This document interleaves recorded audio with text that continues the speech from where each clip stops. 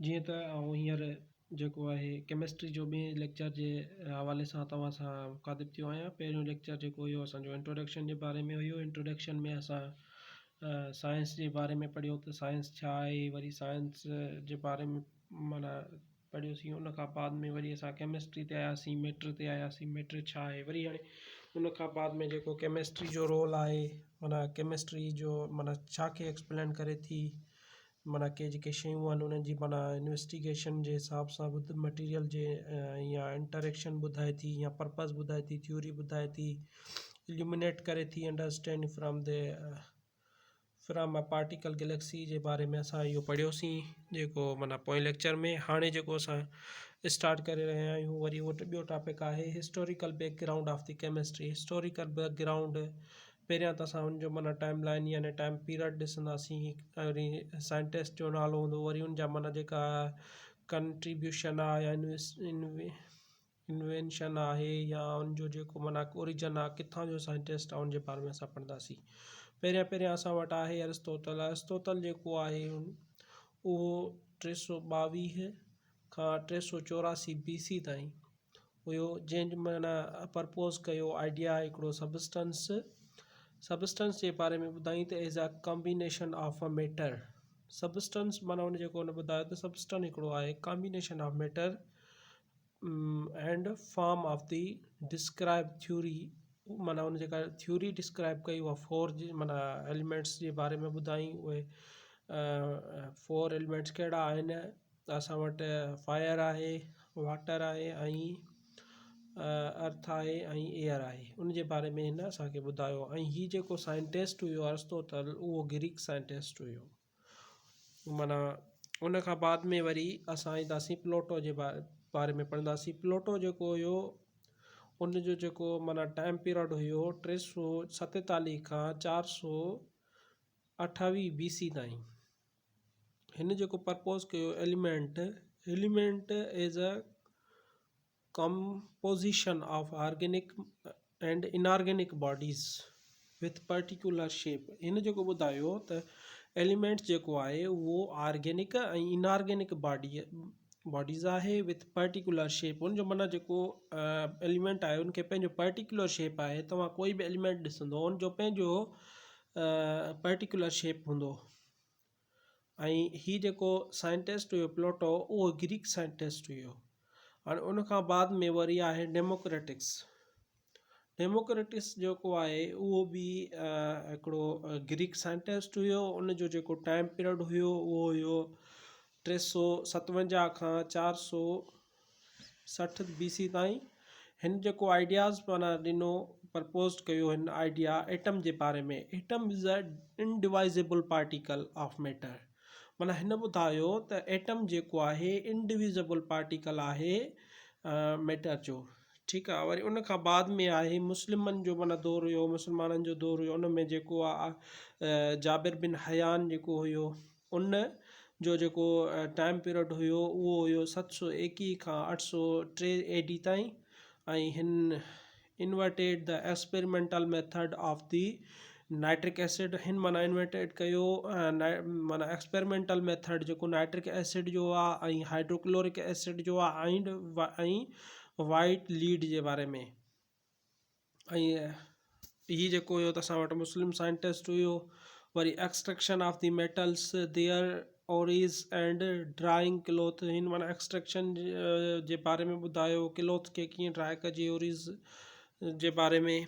ऐं उन खां बाद आहे असां वटि जेको मुस्लिम ॿियो साइंटिस्ट हुयो उहो हुयो असां वटि अल-राज़ी जेको आहे उहो 1862 खां 1930 ताईं 930 AD जेको आहे हिन अल-राज़ी छा कयो, प्रिपेयर्ड कयईं ethyl alcohol by formation process. हिन जेको माना इथाइल अल्कोहल माना फॉर्मेंटेशन प्रोसेस जे हिसाब सां माना प्रिपेयर्ड कई। ही मुस्लमान साइंटिस्ट हुयो। उन खां बाद में आहे अल-बेरूनी जेको आहे 973 खां 1048 AD। अल-बेरूनी जेको हुयो उन डिटरमाइंड कयो डेनेस्टीज़ ऑफ डिफरेंट सबस्टेंस माना डेनेस्टीज़ जे बारे में हिन डिटरमाइन कयो। ही भी मुसलमान साइंटिस्ट हुयो। वरी उन खां बाद में बोली सीना हुयो। बोली सीना जेको आहे उहो मुसलमान साइंटिस्ट हुयो। 980 खां 1037 AD ताईं जेको उनजो टाइम पीरियड हुयो। हुन कंट्रीब्यूट कयो the medicines philosophy and astronomy. इन जेको माना मेडिसन्स जे बारे में ॿुधायो ऐं फिलोसॉफी ऐं एस्ट्रोनॉमी जे बारे में ॿुधायो आहिनि, कंट्रीब्यूट कयो आहिनि। ऐं उन खां बाद में अचे थो रॉबर्ट बॉयल जेको 1627 खां 1691 AD ताईं हुयो। ही इंग्लिश साइंटिस्ट हुयो। हिन put forward idea of chemistry as a systematic investigation of nature. Systematic investigation of nature जे बारे में ॿुधायो ऐं डिस्कवर्ड द गैसियस लॉ। हिन जेको गैसियस लॉ बॉयल्स लॉ जेको असां पढ़ंदा आहियूं त उहो हिन गैसियस लॉ जे बारे में हिन ॿुधायो। ऐं उन खां बाद में आहे असां वटि जे ब्लैक जेको आहे स्कॉटिश माना साइंटिस्ट हुयो। उन जेको आहे असां उनजो जेको टाइम पीरियड हुयो 1728 खां 1799 AD ताईं हुयो। हिन जेको आहे असां वटि स्टडी कई कार्बन डाइऑक्साइड जी। इन माना स्टडी ॿुधाई कार्बन डाइऑक्साइड जी। वरी उन खां बाद में आहे जे प्रेसली जेको इंग्लिश साइंटिस्ट हुयो। ऐं हुन 1733 खां उनजो जेको टाइम पीरियड जो दौरु हुयो 1733 खां 1804 AD ताईं हुयो। ऐं हिन डिस्कवर कई ऑक्सीजन, सल्फर डाइऑक्साइड ऐं हाइड्रोजन क्लोराइड।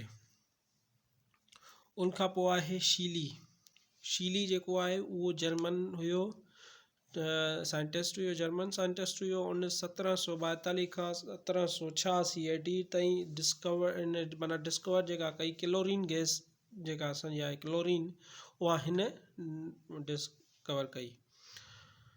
ऐं उन खां बाद आहे कैवेंडिश जेको आहे उहो ब्रिटिश साइंटिस्ट हुयो। उन जो जेको टाइम पीरियड हुयो उहो 1731 खां 1810 AD ताईं हुयो। कैवेंडिश जेको आहे उन डिस्कवर कयो हाइड्रोजन माना हाइड्रोजन जेका डिस्कवर कई उहा कैवेंडिश कई, ब्रिटिश साइंटिस्ट हुयो। उन खां बाद में आहे लॉइज़र जेको आहे 1743 खां 1794 AD ताईं हुयो। ही फ्रेंच माना साइंटिस्ट हुयो। हुन discovered that oxygen is a 1/5 of air. हिन माना ॿुधायो त जेका ऑक्सीजन आहे असां वटि उहा 1/5 आहे एयर जे। ऐं उन खां बाद में आहे जॉन डाल्टन 1766 खां 1844 ताईं। जॉन डाल्टन जेको आहे उहो इंग्लिश साइंटिस्ट हुयो। उन माना प्रपोज कयो एटॉमिक थ्योरी ऑफ मैटर। उन एटॉमिक जी माना थ्योरी जे बारे में हुन ॿुधायो। उन खां पोइ गए लुएक्स जेको आहे उहो 1778 खां 1850 AD ताईं हुयो। ही फ्रेंच साइंटिस्ट हुयो। हिन डिस्कवर कयो water composed of 2 parts. Water जेको आहे कंपोज थियल आहे ॿिनि पार्ट्स में। ऐं हिकिड़ो आहे उन में जेको आहे हाइड्रोजन ऐं ॿियो जेको पार्ट आहे उहो आहे oxygen by volume. Discover the several chemical and physical properties of the airs. माना एयर जे बारे में उन फिजिकल ऐं केमिकल प्रॉपर्टीज़ ॿुधायूं। एंड अदर गैसिस माना हिन जेको आहे त पोइ ॿियूं जेके अदर गैसिस आहिनि उन्हनि जे बारे में हिन ॿुधायो। हाणे वरी आहे एवागेड्रो जेको आहे 1776 खां 1856 AD ताईं हुयो। ऐं माना जेको हिन जो टाइम पीरियड हुयो। ऐं ही इटालियन माना साइंटिस्ट हुयो। इन प्रपोज कयो Avogadro's law that equal volumes of the gases under the constant temperature and pressure contain equal number of the molecules। हिन प्रपोज कयो माना एवोगेड्रो जेको हुयो त volume of gas under the constant temperature माना उनजो जेको टेम्परेचर हुयो कांस्टेंट हुयो and pressure contain equal number of the molecules